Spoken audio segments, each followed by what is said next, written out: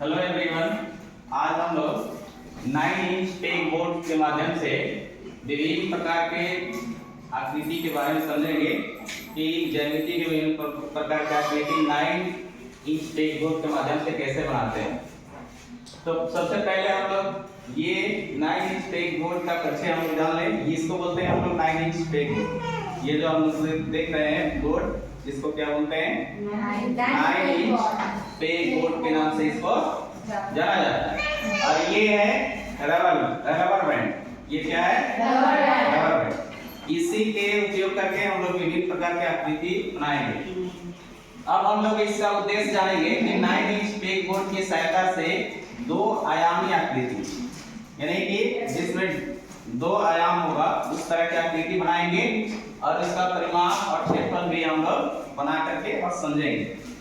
इसके सीखने का प्रतिफल है आकृतियों का अंतर्गत खुली और बंद आकृति पहले बनाना सीखेंगे, फिर उसका आकृति का परिमाप और क्षेत्रफल हम लोग निकालेंगे। तो यहाँ पर हम लोग देख रहे हैं ये 9 इंच क्या है? पेग बोर्ड है। सबसे पहले हम लोग इस पर डी बनाना सीखेंगे। क्या बनाना सीखेंगे?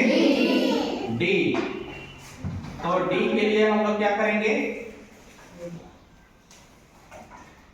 यहाँ पर हम लोग देख रहे हैं ना, 5 ये जो पेग बोर्ड है जो वर्गाकार है, इस पर हम लोग रबर बैंड को फंसाएंगे। ठीक है,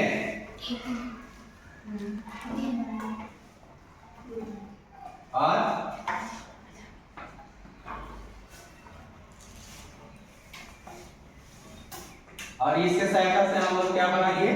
डी। सब लोग अपने अपने पेग बोर्ड में बना सकते हैं रबर बैंड की सहायता से डी। ठीक है, सबसे पहले हम लोग को 5 वर्गाकार जो बैग जो बना हुआ है उसमें हम लोग रबर को फंसाएंगे। फिर इधर से हम लोग कितना? 2। इधर से कितना लेंगे? 2। और इधर से 3। और इसमें हम लोग क्या बना लेंगे? डी। ये क्या बन गया? डी। तो डी को देखते हैं कि इसका जो प्रारंभिक बिंदु है और अंत बिंदु दोनों क्या है? एक ही स्थान है। तो डी को कौन सा आकृति कहेंगे? बंद आकृति की खुला आकृति? हाँ, डी को कौन सा आकृति कहेंगे? बंद आकृति। तो इस तरह से पेग बोर्ड के माध्यम से हम भी अपना बना सकते हैं। देखिए ये भी बच्चे अपने बना लिया है पेग बोर्ड के माध्यम से डी आकृति, जो कि क्या है? बंद आकृति। ठीक है, तो इस तरह से अब हम लोग एक और बनाएंगे, सी बनाएंगे। क्या बनाएंगे? सी। सब लोग अपने अपने बोर्ड में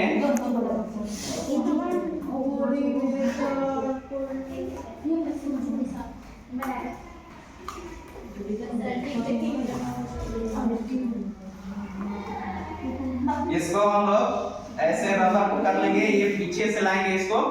ठीक है, इसको ऐसे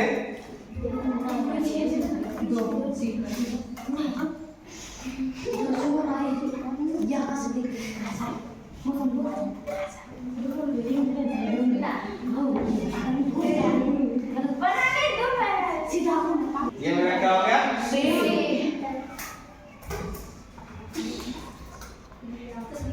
ठीक है, ये क्या हो गया? सी। ठीक है ना, ये सी हो गया। तो ये सी देख रहे हैं कि इसका जो प्रारंभिक बिंदु है और अंतिम बिंदु एक स्थान पर नहीं है। तो इस आकृति को क्या कहेंगे हम लोग? क्या आकृति? कौन सा आकृति? खुली आकृति। क्योंकि इसका प्रारंभिक बिंदु देख रहे हैं ये हुआ और अंतिम बिंदु भी यहाँ अलग है। ये दोनों बिंदु एक बिंदु पर नहीं है। तो इसको हम लोग क्या कहेंगे? खुली आकृति। तो खुली आकृति और बंद आकृति के बारे में हम लोग समझ गए ना। तो बंद आकृति किसे कहते हैं? जिसका प्रारंभिक बिंदु और अंतिम बिंदु एक ही स्थान पर होता है, उसे क्या कहते हैं? और खुली आकृति में जिसका प्रारंभिक बिंदु और अंतिम बिंदु अलग अलग स्थान पर होता है, उसे क्या कहते हैं? खुली आकृति। अब हम लोग इस रबर बैंड के माध्यम से और 9 डिग्री पेग बोर्ड के माध्यम से आयत बनाना सीखेंगे। क्या बनाना सीखेंगे? आयत। तो आयत में ये जो देख रहे हैं स्क्वायर पे, इसमें 8 लंबाई लेंगे कितना? 8। क्या क्या लेंगे? लंबाई कितना लेना है और चौड़ाई कितना लेना है? 4। तो इस तरह के हम लोग रबर बैंड के माध्यम से क्या बना दिए? आयत जिसका लंबाई कितना है? 8 इकाई और चौड़ाई कितना हो गया?